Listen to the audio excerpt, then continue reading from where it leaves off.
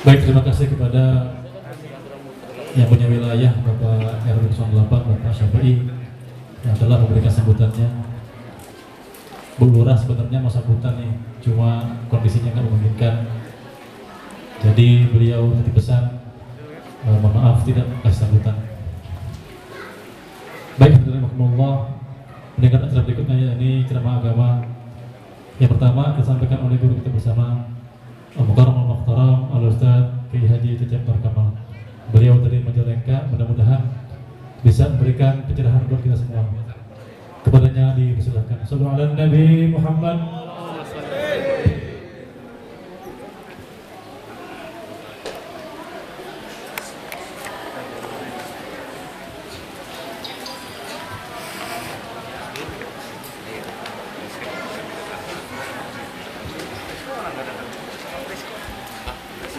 Udah? Resko. Assalamualaikum warahmatullahi wabarakatuh. Waalaikumsalam warahmatullahi wabarakatuh. Bismillah, alhamdulillah, wassalatu wassalamu ala rasulillah Sayyidina Muhammad bin Abdillah wa ala alihi wa sahbihi wa man walah, wala haula wala quwwata illa billah, amma ba'd. Subhanaka la ilma lana illa ma 'allamtana innaka antal alimul hakim wa tub alaina innaka antat tawwabur rahim.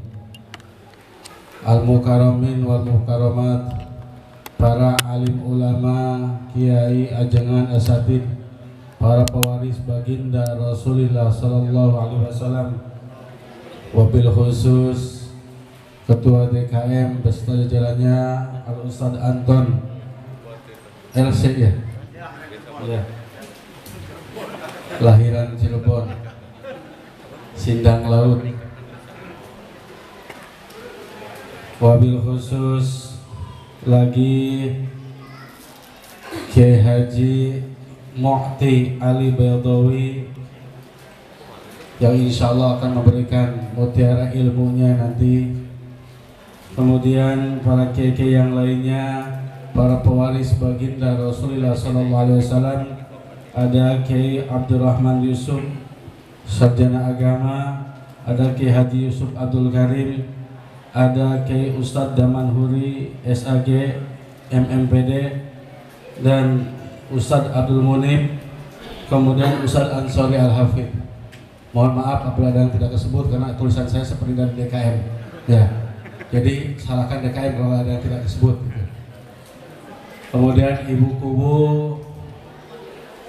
Mekarsari ya desanya, Desa Mekarsari, Ibu Hajah Linda Ekawati, Bapak Ketua RW, Ketua RT RW 8, kemudian lagi Bapak Bimaspol, Bapak Subekti, hadirin hadirat kaum muslimin muslimat, para pecinta baginda Rasulullah sallallahu alaihi wasallam, para perindu pengharap syafaatnya baginda Rasulullah sallallahu alaihi wasallam. Alhamdulillahirabbil alamin.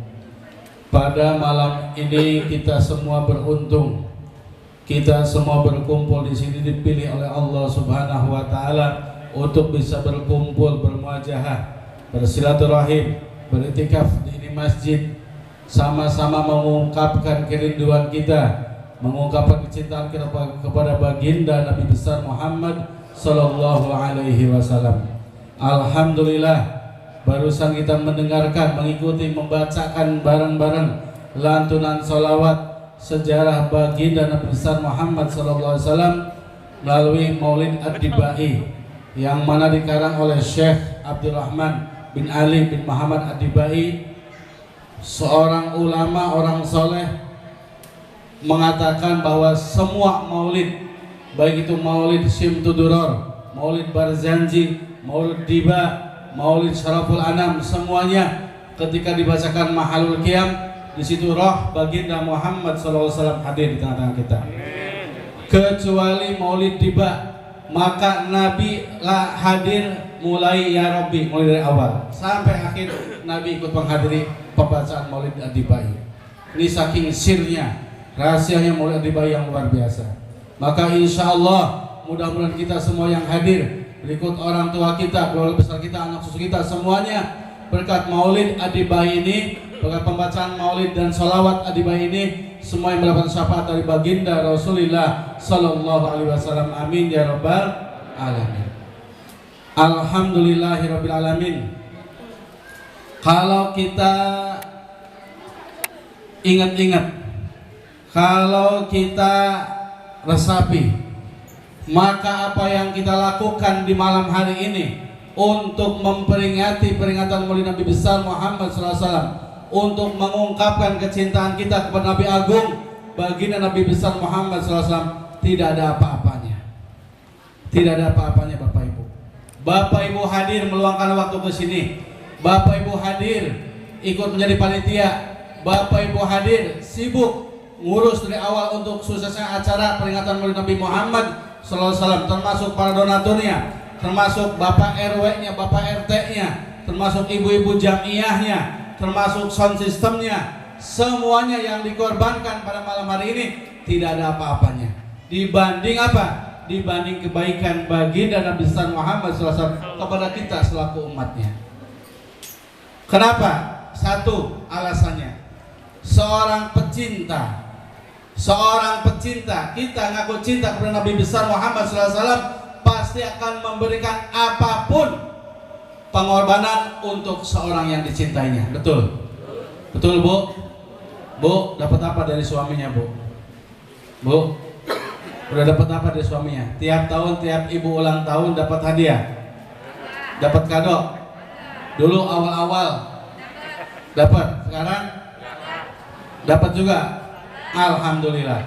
Itu dari suami ke istri. Kalau dari suami ke istri tambah sini tambah menurun, nggak ada dapat hadiahnya apa-apa kado, berarti tandanya suami punya lagi tuh. Hati-hati. Ya. Ini kita mengungkapkan kecintaan kita kepada baginda Nabi besar Muhammad SAW dengan mengharapkan syafaatnya, dengan menunjukkan mahabbahnya kepada Nabi Muhammad SAW. Kalau sekedar patung snack, sekedar patung berapa nih panitia? 20.000, 50.000, belum ada apa-apanya. Ya, sound system gratis, alhamdulillah, bagus, insya Allah. Tandanya sound systemnya cinta kepada Nabi Agung Muhammad SAW. Ya. Insya Allah, mana haban nekana ma'i fi jannah. Kata Nabi, siapa yang cinta kepadaku nanti akan bersamaku di surganya Allah Subhanahu Wa Taala. Insya Allah, mudah-mudahan semua kita yang ikut ngurus, ikut mensukseskan acara Maulid ini semuanya masuk surga bersama baginda Nabi besar Muhammad Sallallahu Alaihi Wasallam. Yang kedua, ini pengorbanan Nabi Muhammad SAW ada 3 dalam hadisnya. 1, Nabi bersabda, hayati khirlakum yuhdisuni wa tuhdisulakum wa wafati khirlakum turadu alayya amalukum. Hidupku dan matiku baik untuk kalian semua. Aku hidup, kalian semua bisa bersengkrama, bisa mengobrol dengan saya, dengan baginda Nabi Muhammad SAW. Lihat kehidupan para sahabat.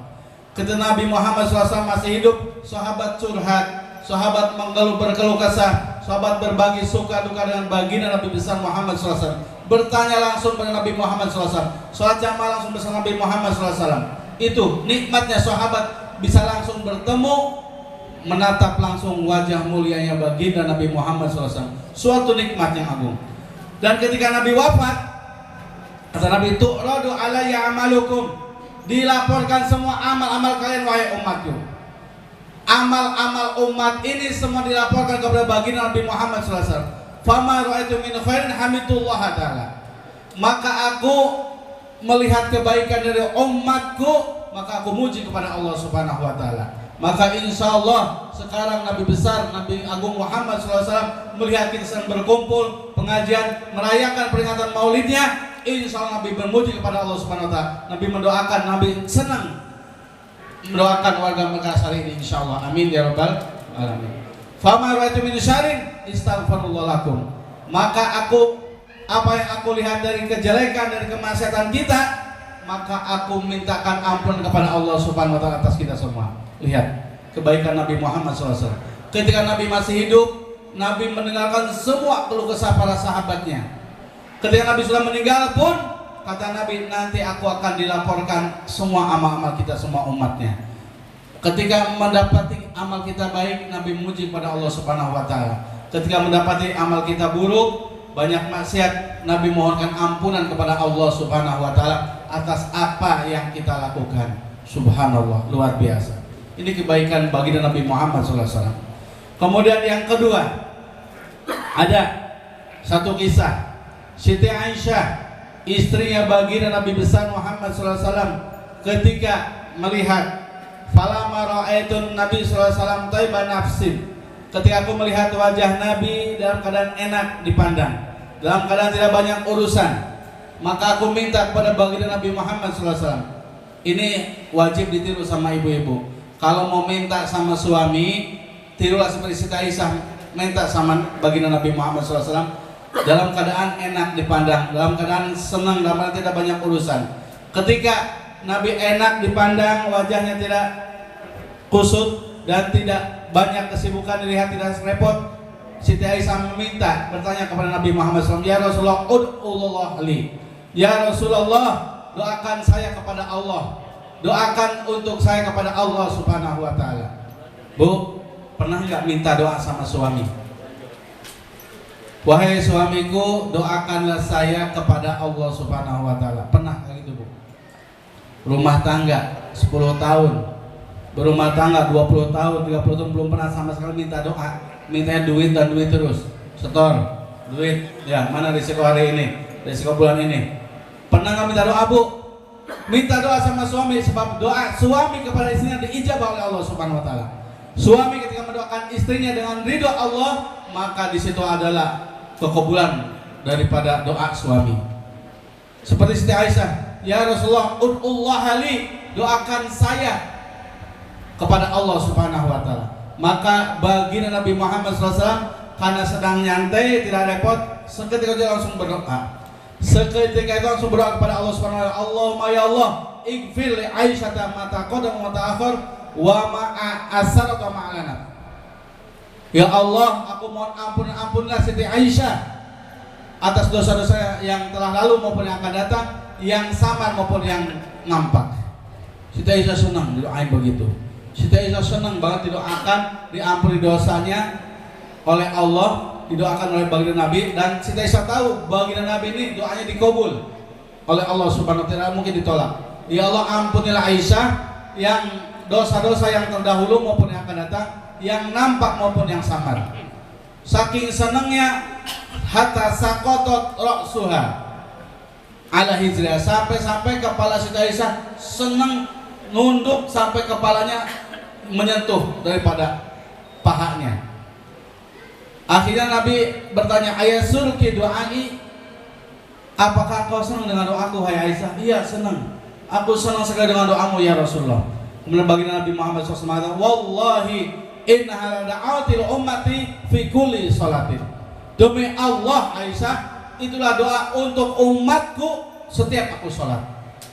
Jadi kita doakan oleh baginda Nabi, kalau dosa-dosa kita diampuni oleh Allah Subhanahu wa taala, semua dosa yang telah lalu, yang akan datang, yang samar maupun yang nampak, itu semua didoakan oleh baginda Nabi besar Muhammad sallallahu alaihi wasallam. Luar biasa kebaikan Nabi. Kita belum lahir, kita belum melakukan dosa, sudah didoakan oleh baginda Nabi Muhammad SAW supaya dosa kita semua diampuni oleh Allah Subhanahu wa taala. Itulah kebaikan baginda Nabi Muhammad SAW. Kemudian yang ketiga, baginda Nabi dalam berbagai riwayat hadisnya bersabda bahwasanya yudhul anbiya manabil min nur. Nanti kelak di akhirat pada hari kiamat diletakkan mimbar-mimbar untuk para nabi. Mimbar-mimbar untuk para nabi diletakkan. Mimbar ini terbuat dari cahaya. Kemudian fayadisuna alaiha, semua nabi rasul duduk di atas mimbar. Wa yabqa mimbari la aqudu alaiha. Tinggal sisa mimbarku ini, mimbarnya nabi, sisa satu. Aku tidak mau duduk di mimbar tersebut. Ini baginda Nabi. Baginda Nabi berdiri, tidak mau duduk di mimbarnya. Semua para nabi dikasih hidangan mimbar dari cahaya semuanya. Kecuali baginda Nabi Muhammad SAW, aku tidak mau duduk di mimbarku ini, tidak mau santai di mimbarku ini. Kenapa? Maka pada ayat asani ila jannah wa tabqa ummati mimbari. Aku takut kalau sudah aku duduk nyantai, aku khawatir aku digiring disuruh masuk ke surga, sedangkan umatku tinggal tidak dipedulikan lagi. Ada umatnya orang Mekarsari lagi antri dihisab, lagi kepanasan, dibiarkan saja. Maka Nabi besar Muhammad SAW ketika berdiri menghadap kepada Allah Subhanahu wa taala, kemudian Allah bertanya kepada baginda Nabi, "Ya Muhammad, madza turidu an asna li ummatika?" Wahai Muhammad, apa yang engkau inginkan yang harus aku perbuat untuk umatmu? Apa yang kau inginkan? Kau berdiri terus, kau tidak duduk seperti para rasul, para nabi. Kau berdiri terus. Apa yang kau inginkan? Ya Rabb, ajil hisabahum. Ya Allah, segerakanlah hisab mereka. Segerakanlah hisab mereka. Jangan sampai mereka kepanasan, jangan sampai mereka kelelahan berdiri, jangan sampai mereka disiksa dengan hisab-hisab yang panjang. Percepat hisab mereka.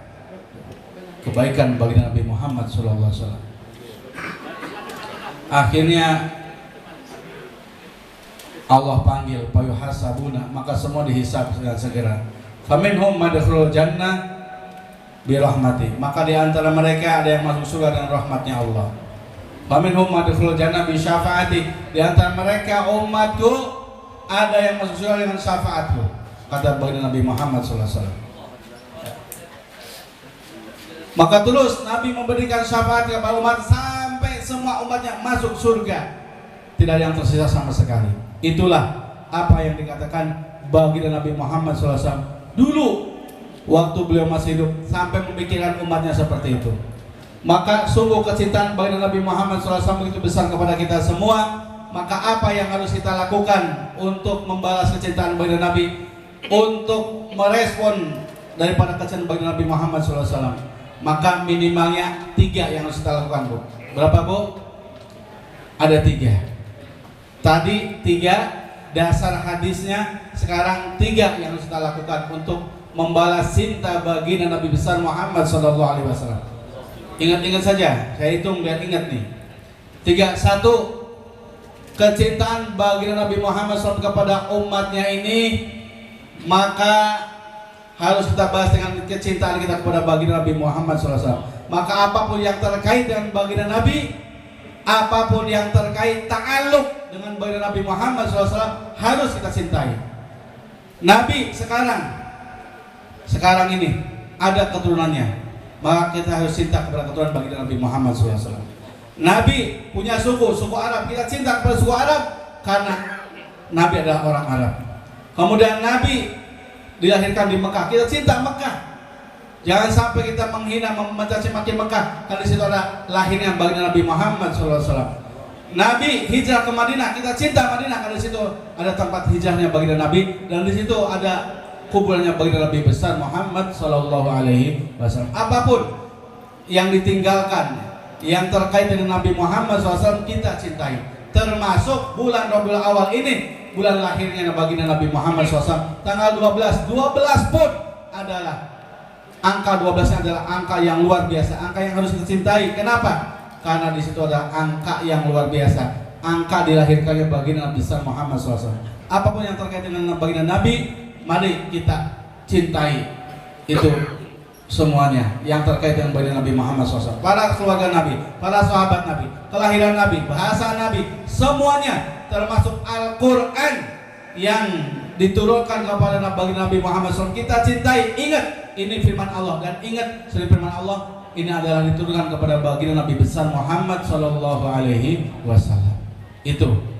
Yang kedua, ya, tadi yang pertama, apapun yang terkait dengan Nabi Muhammad SAW, mari sama-sama kita cintai. Ya, termasuk peringatan Maulid Nabi ini 12 Rabiul Awal, dan bulannya bulan Rabiul Awal kita cintai sama-sama. Maka insya Allah cinta kita terhadap bulan Maulud, bulan Rabiul Awal ini mendatangkan daripada syafaatnya baginda Nabi besar Muhammad sallallahu alaihi wasallam. Yang kedua, syariat baginda Nabi besar Muhammad SAW, ajarannya, sunnah-sunnahnya kita cintai, kita lakukan amal-amal syariat Nabi Muhammad SAW dengan penuh sukacita, dengan senang, dengan niat menyenangkan baginda Nabi Agung Muhammad Sallallahu Alaihi Wasallam. Ayo terima syariatnya. Ibu-ibu, kira-kira nutup auratnya sudah rapi belum? Bu, nutup auratnya sudah rapi belum? Bukan di pengajian, di luar pengajian juga, sehari-hari dimanapun berada, tutup aurat dengan rapi. Bukan hanya ibu-ibu, putri-putrinya juga. Pak, istri bapak, putri bapak adalah tanggung jawab bapak untuk pertanggungjawaban kelak di akhirat. Oleh karena itu, maka perhatikanlah semuanya oleh bapak. Jangan sampai kita termasuk apa yang disabdakan baginda Nabi Muhammad SAW, man taraka waladahu jahilan kana kullu dzambin amilu alaihi. Barang siapa yang membiarkan anaknya bodoh dalam urusan agama, nggak ngerti agama, nggak ngerti nutup aurat, nggak ngerti sholat 5 waktu, nggak ngerti puasa, maka setiap dosa yang dilakukan oleh anak tersebut, dosanya akan diberikan kepada orang tuanya. Nauzubillahi min dzalik.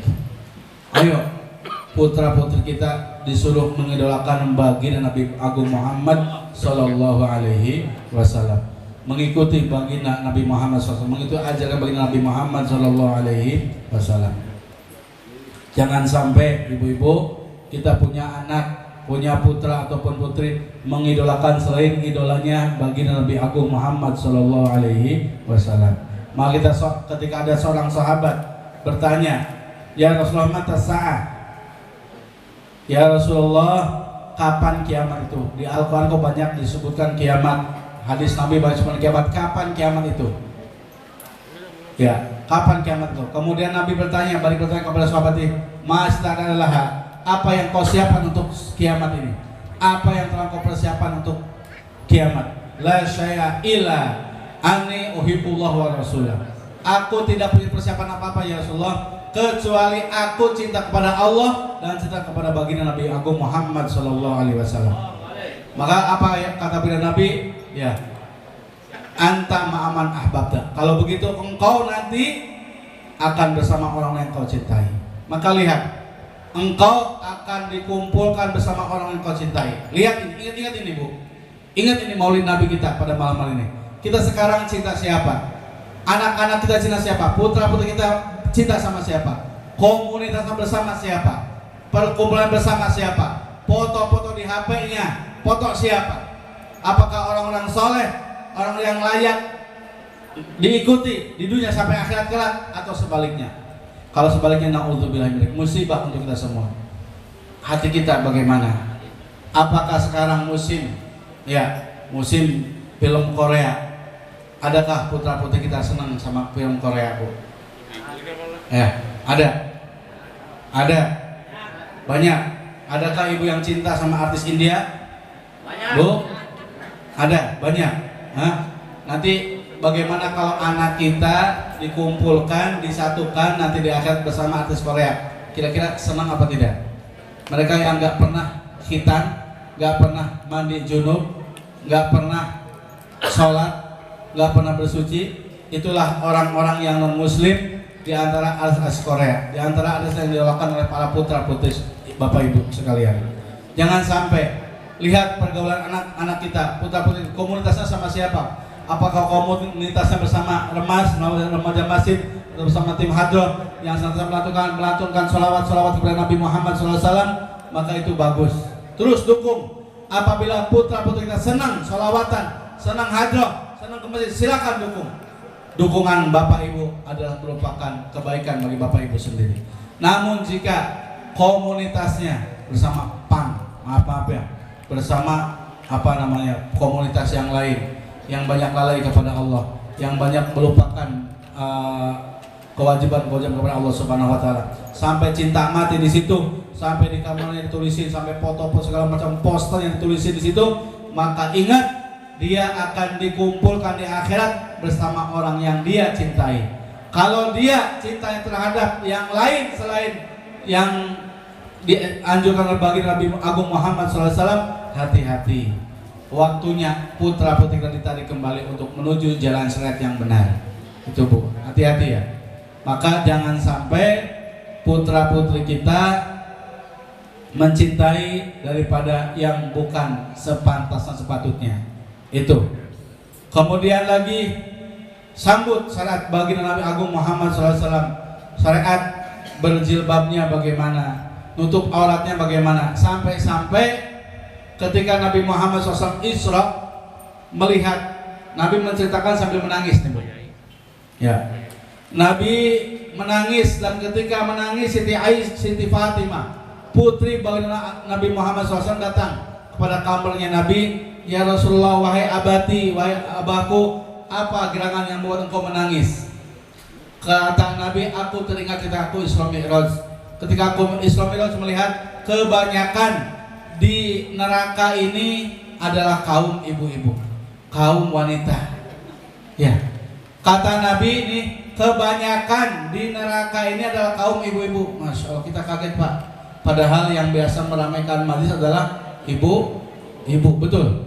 Majlis-majlis taklim nih yang ramainya sama ibu-ibu. Makmum masjid yang ramainya sama ibu-ibu, betul. Ini majlis-majlis maulid Nabi, majlis rajaban, kemudian hijrihan, semua yang meramaikan ibu-ibu. Tapi di neraka kebanyakan penghuninya ibu-ibu. Ya. Nabi sampai nangis menceritakan kepada Siti Fatimah ini. Kenapa wahai abaku, wahai abati, kenapa sampai kaum Hawa yang kebanyakan penghuni neraka? Apa gerangan yang mereka lakukan? Apa siksaan yang mereka rasakan?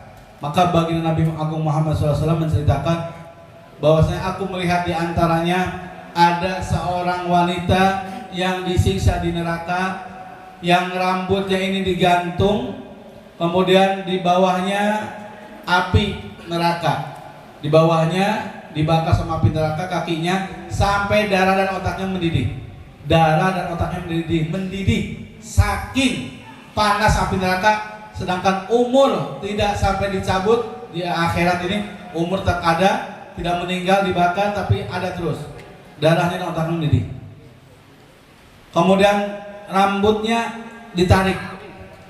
Apa gerangan wahai abahku, kata Siti Fatimah? Dosa apa yang mereka lakukan? Ternyata mereka orang yang tidak pernah menutup auratnya, orang yang tidak pernah menutup kerudungnya ketika mereka hidup di dunia ini.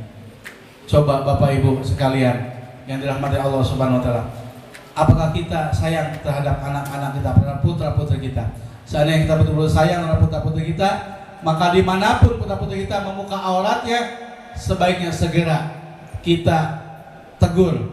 Jangan sampai anak yang sudah besar, putri yang sudah besar, sudah baleghah, kemudian membuka aurat di depan umum, saya nanti saja itu akan mengancam daripada kehidupannya di akhirat, dan akan mengancam juga pada orang tuanya yang membiarkan anak-anak melakukan berbagai macam kemaksiatan. Ya, itu harus kita pikirkan. Kita tiap tahun memperingati Maulid Nabi Agung Muhammad SAW. Kita mencintai Nabi Muhammad SAW, cuman syariatnya tidak pernah kita pakai, maka ini berarti kita tidak mencintai Nabi dengan sesungguh-sungguhnya. Syariat Nabi kita pakai, kita jalankan. Apa yang dianjurkan baginda Nabi, kita pun menjalankannya dengan baik. Itulah hakikat mahabbah. Hakikat mahabbah, hakikat cinta kepada Nabi Agung, Nabi besar Muhammad SAW adalah mengikuti daripada ajaran-ajarannya. Bukankah Bapak Ibu kita tahu bagaimana cintanya kaum Nasrani dan kaum Yahudi kepada nabinya? Kita tahu orang-orang Yahudi dan orang Nasrani sangat cinta kepada nabi-nabi mereka. Cuman saking cintanya sampai fanatik. Agama Nasrani sampai menganggap Nabi sebagai anak Tuhan. Agama Yahudi pun sama. Ya. Cuman mereka tetap tidak sampai cinta mereka, tidak sampai mengantarkan mereka kepada surganya Allah. Kenapa?